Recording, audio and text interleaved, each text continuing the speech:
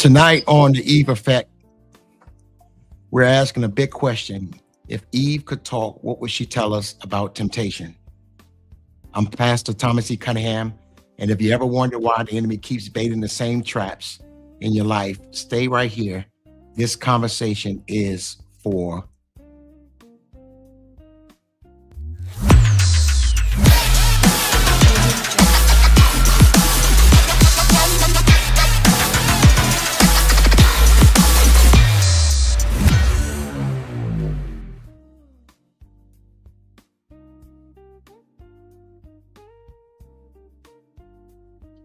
Welcome to the Eve Effect, where we take a fresh look at an old story so you can better understand your own. I'm Thomas E. Cunningham, pastor, author of If Only Eve Would Talk, and a Christian life coach. And this podcast is all about real life conversations, honest, not sermons, but conversations sparked by Eve's story and what it can show us in our own. So whether you're a long-time believer, new to faith, or just curious, you're welcome at this table. We're going to start a real-time discussion about how temptation really works, why smart people still fall for it, and how to start recognizing it sooner in your own decisions. Have you ever met someone who keeps ending up in the same situation and saying, I don't know why I did that again? Maybe that's even been you. So let's get into it. Tonight, we're asking this question. If Eve could sit in the room with us tonight, what do you think she would tell us about temptation? Or finish the sentence this way in the chat. If Eve could talk, she'll warn me about what? What would she warn you about? If Eve could talk, what would she warn you about?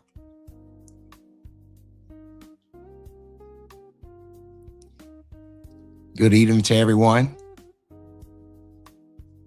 Thank you. Had a little technical difficulties getting started, but we're on there now.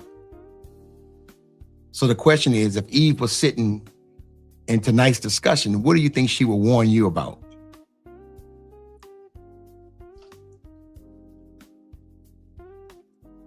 Okay, some good answers.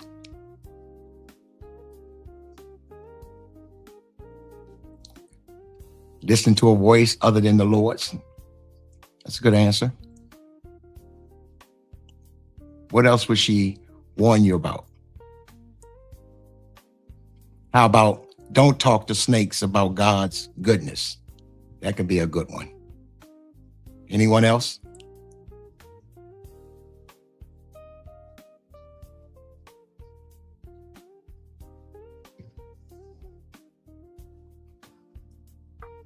Don't do what I did. I like that one. Don't do what I did. Someone said, stay away from sin. I like that. What we have to understand is temptation is all around us and we're always tempted. The key is yielding not to the temptation. And so for the next several weeks, our topics will be on every Thursday, just temptation, its approach, how we handle it, how we look at it. So what would Eve tell you if she was sitting right here? Someone said, beware of liars. Or don't add to what God said. Be careful of subtle conversations. I like that. I like that. Shout out to Brother Anthony Moore. It's just my opinion. Shout out to CC. Just Jazz. Shout out. It's good to see everyone logging in to be part of our discussion. Let me ask you this. When you think about your own life, where do you see the same pattern?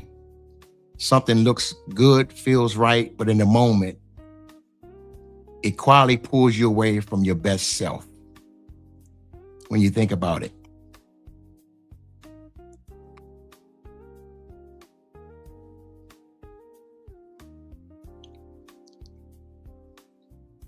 Temptation is a powerful thing. And as I was writing my book, If Only Eve Would Talk, I started digging deeper into the many approaches that temptation has.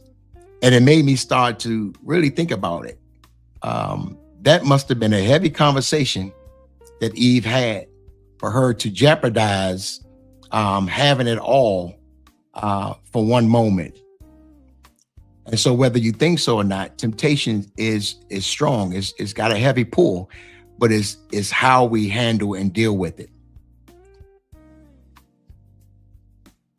Okay, do you think there's a difference between being misled and knowing you're doing something wrong?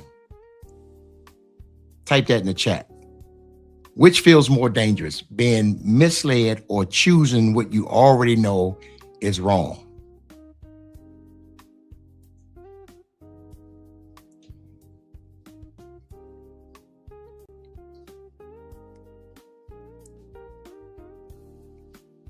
I like one comment about if Eve could talk, said, "Stay disciplined, my brother." I like that one.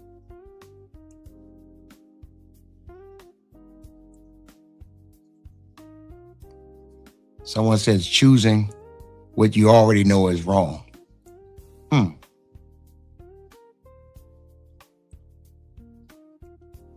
Is there a big difference? Someone said being misled is deception, choosing is willful disobedience.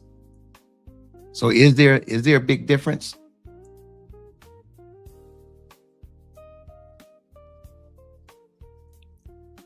Someone said, yes, it is a big difference. Confusing lust for love. Oh, okay, I like that. Choosing what's wrong. Someone said, I'm scared of God. All right. One said it is a huge difference.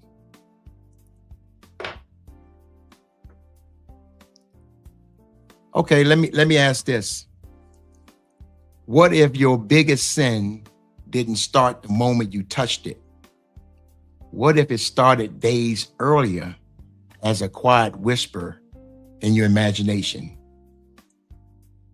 During the DMs or the late night scrolls or a heated argument you kept replaying in your head? What if it started days earlier? Because you don't just have to put your details in the chat. But if that's ever been you, just type "been there" or drop the eye emojis in the chat. It started days earlier. Before you even touched it, before you even responded, it started in your head.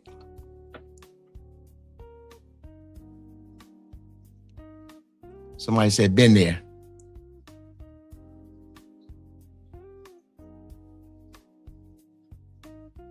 It's amazing about being tempted, because it can approach you, and before you know it, you have painted the whole scene in your mind. Has anybody ever been there? Painted the whole scene in their mind before they even went along with the act. They had the whole scene painted in their mind.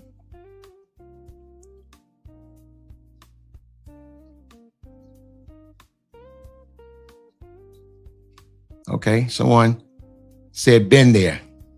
You know what the good thing about the chats is, you can be open and honest, and you can share that you're not the only one that's been tempted or been faced with temptation. Now, if that's true, then we have to talk about what's happening in our thoughts long before the fall, which changes how we see temptation, because most of the time, the battle isn't at the moment you click touch or say it.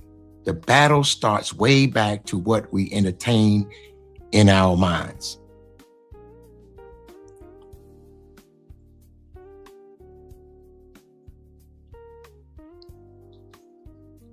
Just sit with that for a second. Before Eve reached for the fruit, something was already happening in her thoughts and her desires. How many of our worst decisions didn't start with the act, but with the little fantasy, the replay, the what if we entertained and never checked?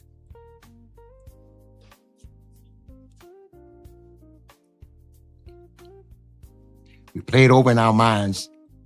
Haven't went through with the act, but we played it over in our minds. We got to the point where we can see or imagine ourselves doing or being part of it.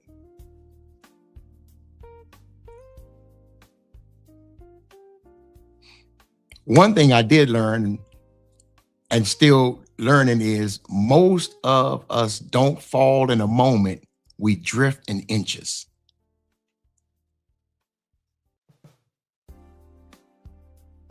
Most of us it doesn't just happen right then and there.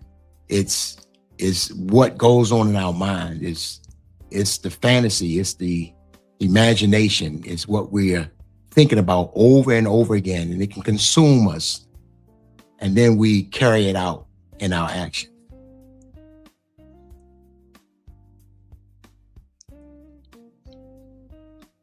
Now, again, these conversations are for people who are honest enough to admit, I love God and I still feel the pull.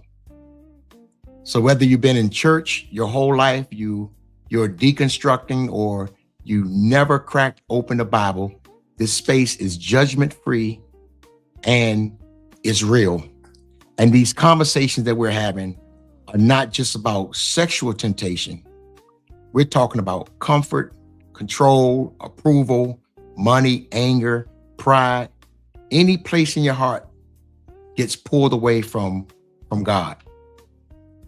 If you hear yourself in this list, just drop I'm here. If any time you can identify with what I'm saying, just say I'm here. I'm here. All right, so let me bring it together. If you don't know the story, here's the quick version in plain language. It's about two humans in an ideal setting, a boundary God gives, a voice that questions it, and a choice that leads to a massive fallout.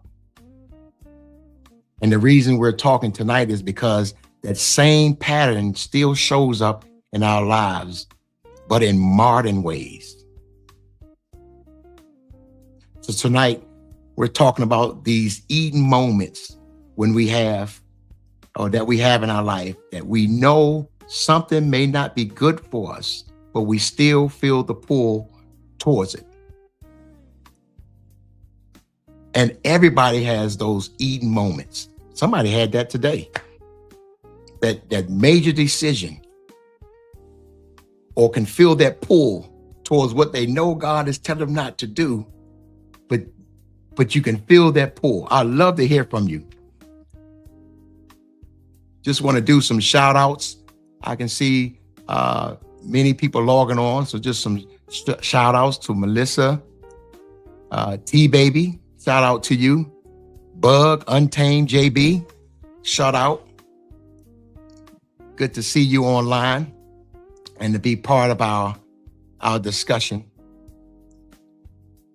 Just drop your comments in the chat and let me know where you're joining from.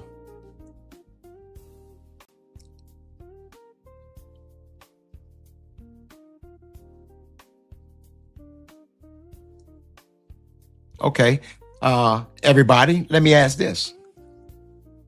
Do you think temptation was stronger back then in Eden, or is it basically the same as what we face now? What do you think? Drop then or now? Think it was stronger back then? Do you think it's stronger now, or you think it's the same?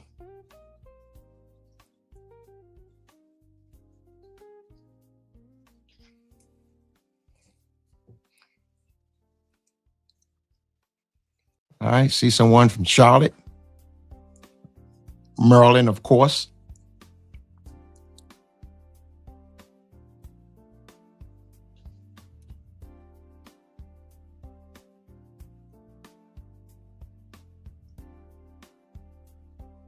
Somewhere, okay, someone said it's the same.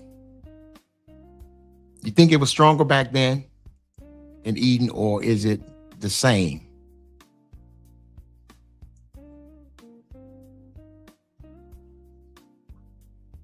Bruce Nickelberry, I see you.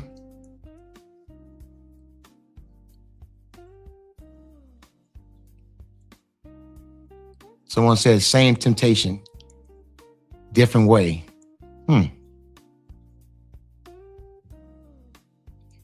Okay, someone says stronger.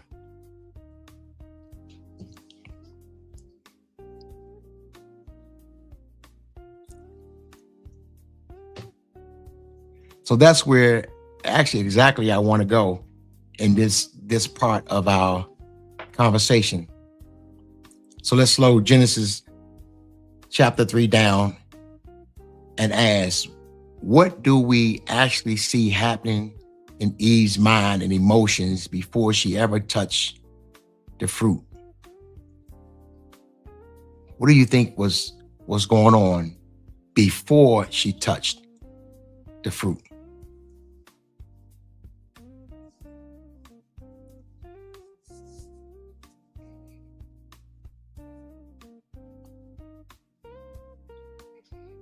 Someone said she probably, okay, conflict, curiosity. Again, that had to be a deep conversation. And it's just like in today's time, something has to be that good to pull you away from where you are. It's got to be major. I mean, it really has to play in your mind, your imagination, to pull you away from where you are. All right, someone said she had a battle going on in her mind.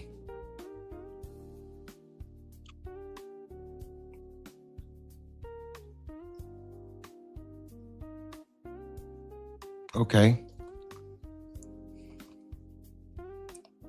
Where are you most likely to start having a conversation with the serpent? Is it on your phone, in your loneliness, in your hunger for affirmation, or somewhere else? Where are you most likely to start having a conversation with the serpent?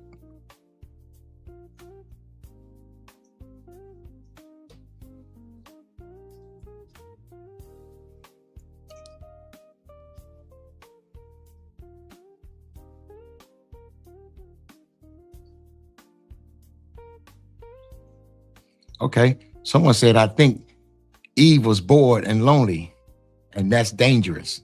Okay.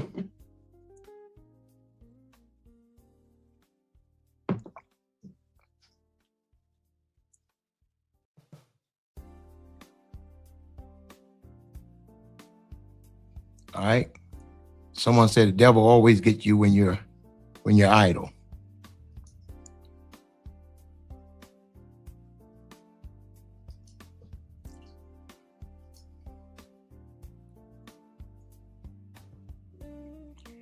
When you think about Eve, what's the first word that comes to your mind when you think about it?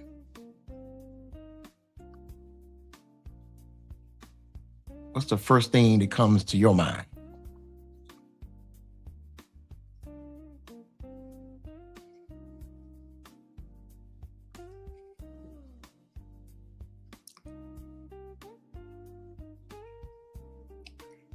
First thing comes to your mind when you think of Eve. What's the first thing that comes to your mind? I always wondered, why would she want to give up everything for just a moment? Why would she want to sacrifice it all for just one moment? So the conversation had to be so inviting, so pleasing, to the point she can see herself better making that decision. than remaining with the decision that she had.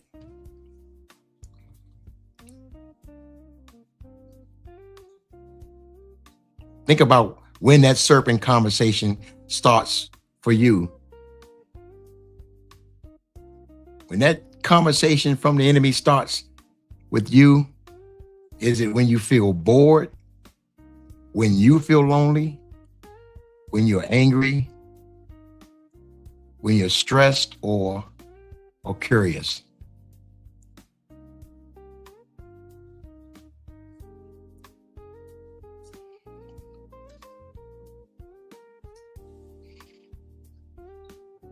Someone said, I think about how she messed it up for women. Menstrual pains, labor pains, etc. Okay. All right. I was talking to someone this week, and I said, heaven is going to have a long line in the human resources department. I think everybody would want to talk to Adam and Eve. If no one else, everyone would love to have that conversation. Why would you jeopardize? But think about your own temptations. A lot of times we think about it after the fact. And sometimes we ask ourselves, was it really worth it? I want to thank those who are online for being real, because temptation almost always grabs us there before it even shows up in our behavior. It grabs us in the imagination way before it shows up in our behavior. Way before it shows up in our behavior.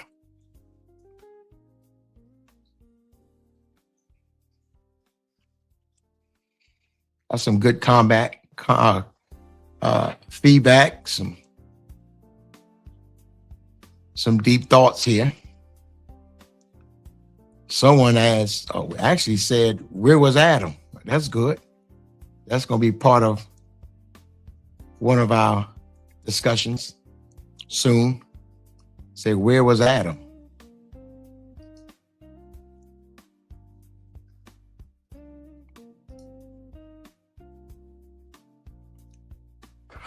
What does Eve's story teach us about the role of imagination? What does her story teaches us about fantasy and internal desires in temptation? Why do you think our imagination is so powerful? I mean, those daydreams, the fantasies. How can that inner world quietly pull us away from the kind of person we want to be? Have anybody ever thought about how powerful imagination is? How powerful the fantasy is?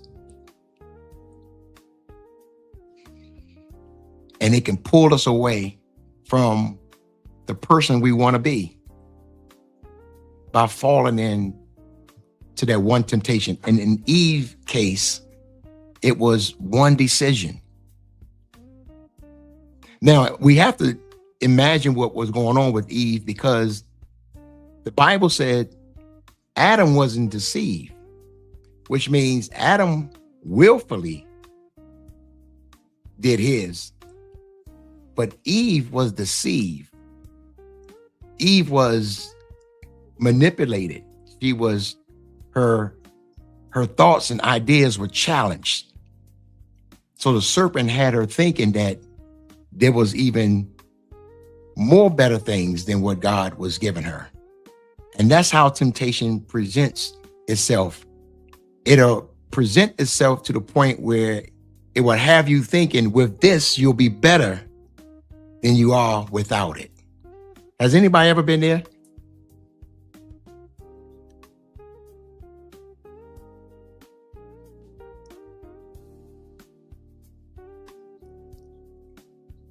Someone said, imagination can make you feel like you're missing out on something.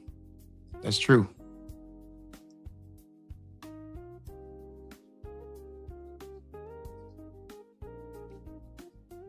All right, let me ask this question while we're talking.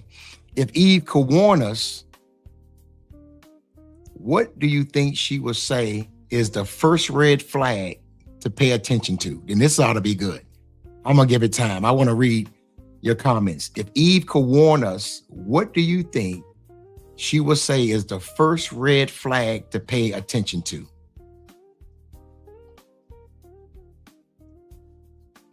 If she can warn you, what do you think she would say is the first red flag to pay attention to?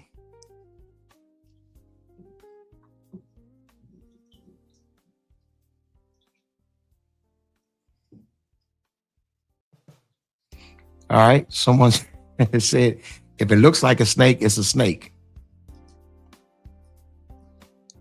Okay. But how many of us know that temptation doesn't show up with the word temptation written on it? Temptation shows up with a nice suit. Temptation can show up in a nice dress. Temptation can show up in a pile of money. Temptation can show up in many ways, but temptation will never show up with the word temptation on it.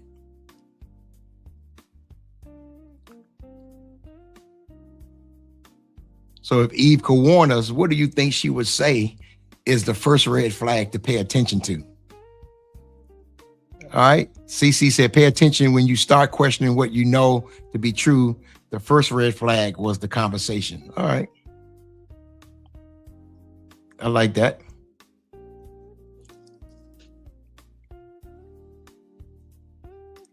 What red flag would she tell you? What red flag would she tell you to pay attention to? Have you been tempted? You've been challenged. You live your life and living your life. What's a red flag she'll tell you to watch out for?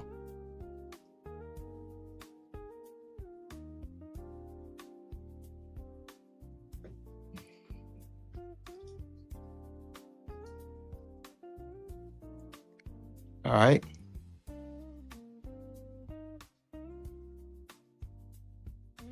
How do you cut the conversation off? If she's telling you, someone said, watch your boundaries. How do you cut the conversation off early instead of drifting?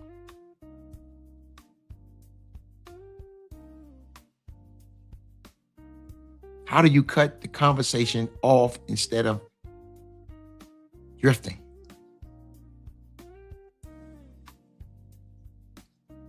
All right, someone said, obey the Lord no matter what comes in your path in opposition to the Lord's command. Okay, okay. Okay.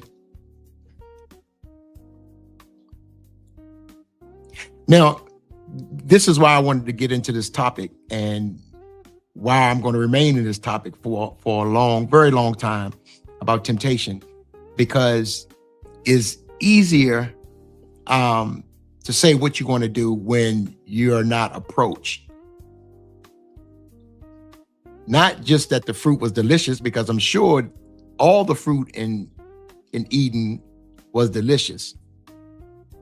I think it had much to do with the conversation and the imagination.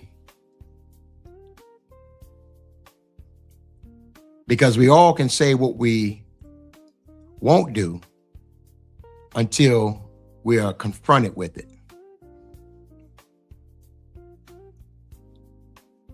So how do you cut the conversation off? How do you cut it off early instead of drifting?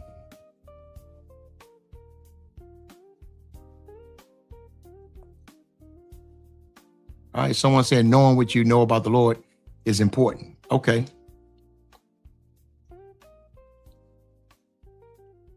Okay, someone said, tell them how they cross your boundaries. Good responses. Let me hear some more. How do you cut the conversation off early?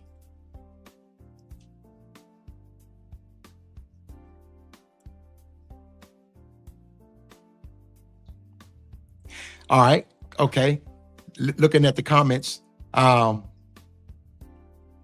there ever been a time where you knew you were drifting,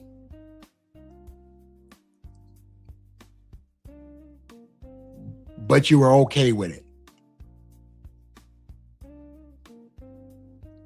I mean, you know, this thing is taking me away, but you start to justify it.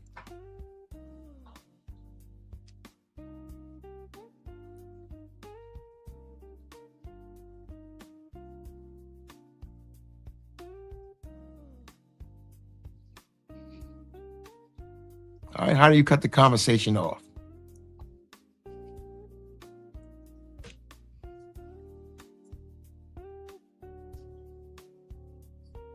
Someone said speed limits.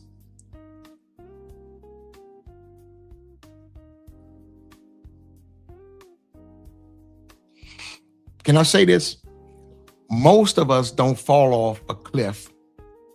We answer a DM, we entertain a what if, and then we slowly drift. Think about it. Temptation doesn't shout. It slides into your imagination, hoping you won't notice.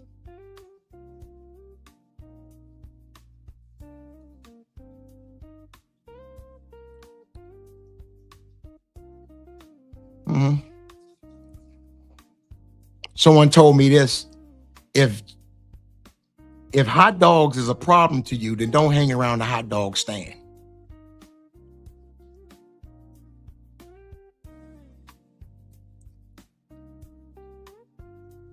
Because temptation, it doesn't shout. I've never seen temptation shout at me. Temptation slides into your imagination and it's hoping you won't notice it. So it's not just about what you do, it's about the story you agree to in your mind. It's about the story you agree to in your mind.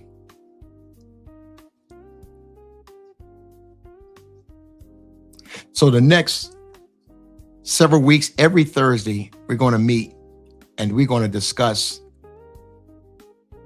this thing called temptation, because we're tempted in so many ways and so many avenues.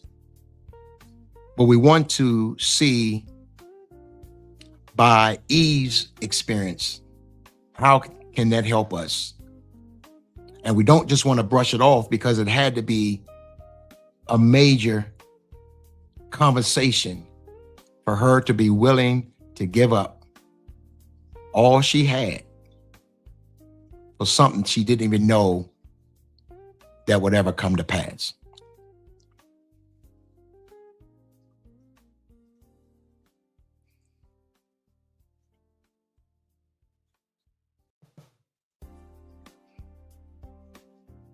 Let me say this. Temptation always show you the beginning, but it never shows you the complete end. It always shows you the beginning. In the beginning, there's lots of money. In the beginning, whether it's women, whether it's men, in the beginning, you're successful. In the beginning, you're popular. It always shows you the beginning, but it never shows you the complete ending. Can anybody agree with that? Can I get somebody to agree with that?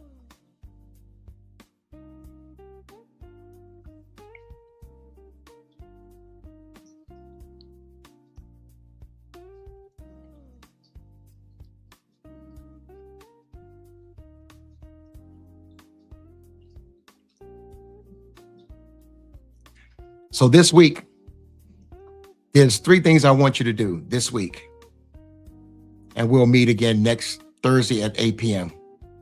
I want you to notice it. I want you to name it with truth. And I want you to nail it with truth. Notice it, name it, and nail it with truth. I'm Thomas E. Cunningham. Thanks for having this conversation with me tonight. We'll be here every Thursday at 8 p.m. If this helped you in any way, share it with someone and make sure you follow us so that you don't miss the next live discussion. Next week, we're going to dig deeper. I'm going to ask more questions. We're going to break down this thing called temptation. And I would love to see you next week at 8 p.m. Thank you for having this conversation with me on the Eve Effect Live.